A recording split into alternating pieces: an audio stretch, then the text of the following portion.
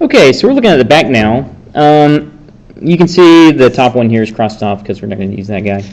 But for this one, sketch the graph of a function. Explain why the graph is a function.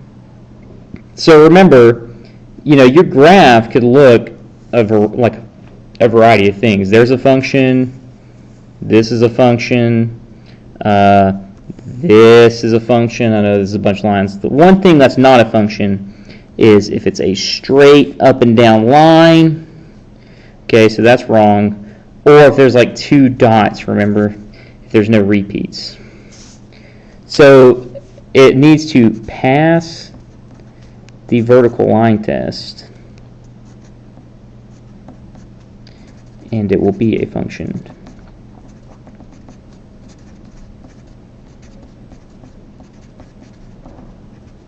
Okay, and that's pretty much it. So now, writing an inequality that describes the graph below. So let's first look, okay, what kind of line is this? It is dotted. So that means it is just going to be there is no equal to. And this is above, so it's going to be greater than. Now, it's very simply mx plus b. So find your b, which is or let's find our slope first. So we go up 1, 2, 3. We go 1, 2, and we're going by the dots here.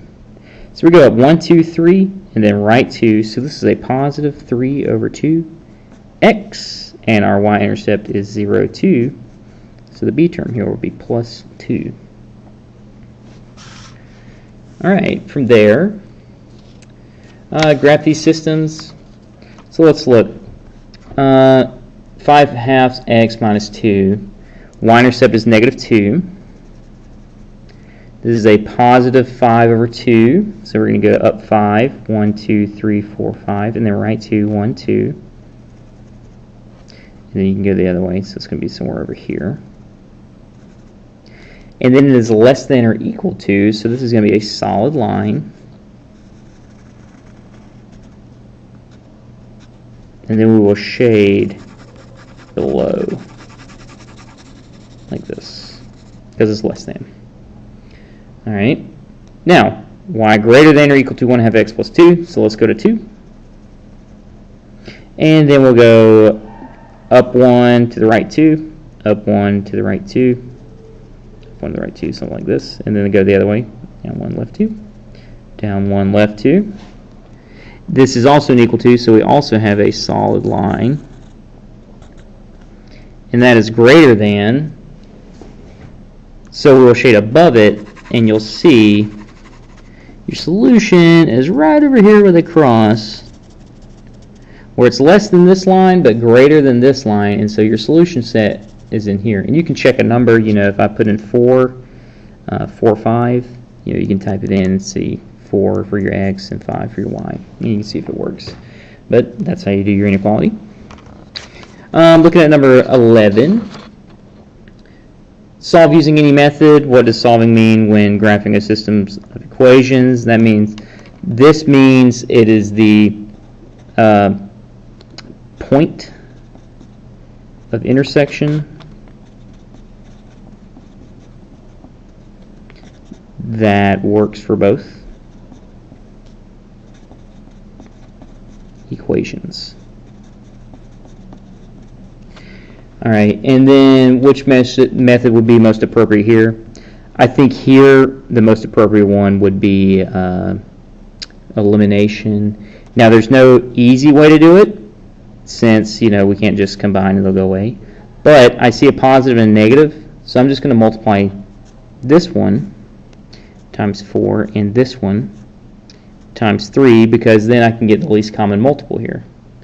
So what you can do is rewrite these, distribute, or do the property of equality, multiply both sides by 3, 9w plus 12z equals, what is that going to be, 72? Multiply by 4, 8w minus 12z equals negative 4. And as you can see now, we've got 12 and negative 12, so those are going to go away. So we're going to get 17w equals 68, and you'll divide by 17, and W equals 4. Now what you would do is you would take W, plug it back into one of your equations. I'm going to plug it into this one right here so I can solve for Z. So very simply get 3 times 4 plus 4Z, let me move that in the middle, equals 24. So that's 12 plus 4Z equals 24. I'm going to subtract 12, and then I'm going to divide by 4, so Z equals 3. So your solution is W equals 4 and Z equals 3. Okay. Alright, coming up over here, using the graph on the following, the domain and range. Well, we have arrows, so we're going to go left and right forever. So the domain is going to be negative infinity and positive infinity. The range, remember, we kind of start like on an elevator, going up, up, up, and then we start right here on the axis. So we're going to start at 0, and then because there's arrows, it's never going to stop going up, so it's going up to positive infinity. So just remember, if you have arrows, those tell you it's going a direction left or right, and then up or down. So if it's got arrows, it's going to go left or right forever. So this one's going left forever, this one's going right forever, and they're both going up. So the end behavior, that's exactly what I was just talking about. As x goes to negative infinity, so as x goes left, it's going what? Up to positive infinity. F of x goes to positive infinity, your y values. As x goes to positive infinity, as x goes to the right, what is this graph doing? It's still going up. F of x is going to positive infinity. Your extrema, if you look here, there are 3 points of extrema. This one, this one, this one. These two are actually relative minimums, because since there's 2 minimums at the same spot, they can't be absolute. So there are 2 relative minimums.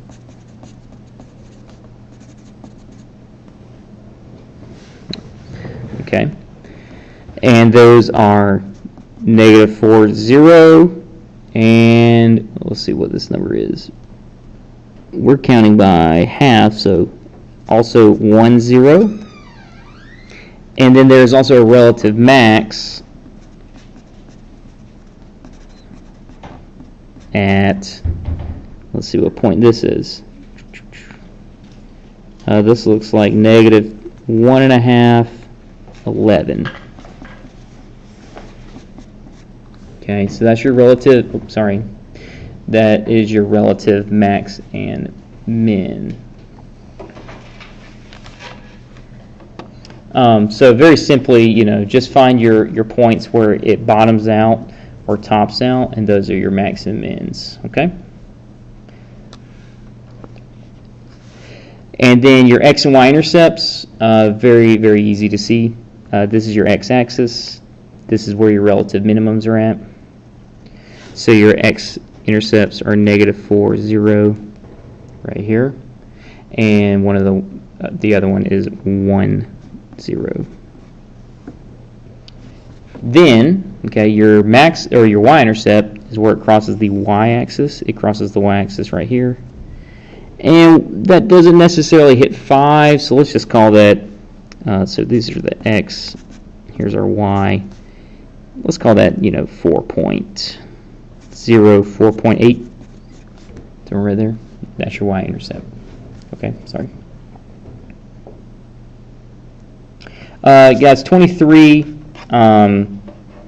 if you're using a table, you can do 3 numbers, x, y, 1, 2, 3, and you would plug in each number, and you'd get your result back. So if I plugged in 1 for x, 4 times 1 plus 5 is 9, plugged in 2, 8 plus 5 is 13, 3, 4 times 3 is 12, plus 17. Mapping, this is where it's like this This is pretty basic. 13, 17. Sorry, my numbers are so small. You just map them to each other. 1, 2, 3. And then by graphing, you'd have to go to 5, right? And then you've got a slope of 4 over 1.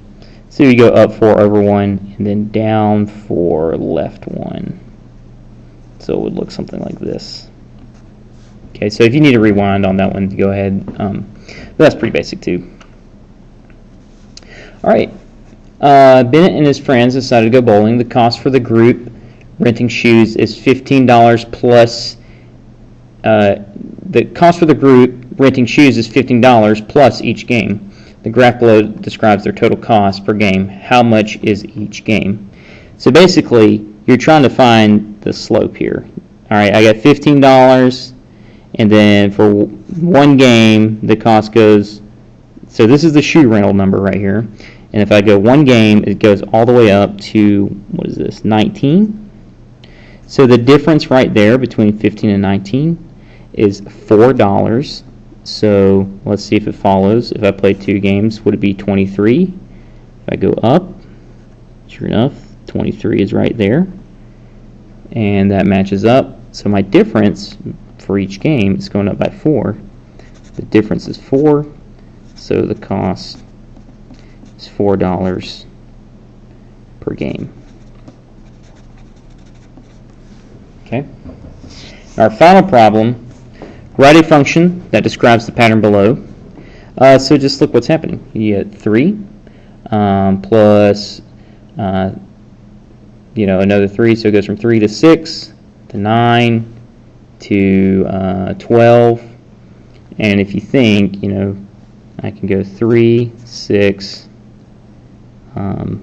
9, 12. Well, is there anything that, I could do to give me 3 by itself? Well, 3x works. Would 3 times 1 give me 3? Yes. Would 3 times 2 give me 6? Yes. Would 3 times 3 give me 9? Yes. 3 times 4 give me 12? Absolutely. So this, you can see, is just your just multiplying 3. And that's it. So if you need any more help, please send me an email. I'll let you know, but I think you guys are going to be fine. It's all multiple choice. So good to go. Leave a comment or like and subscribe it if you need anything else.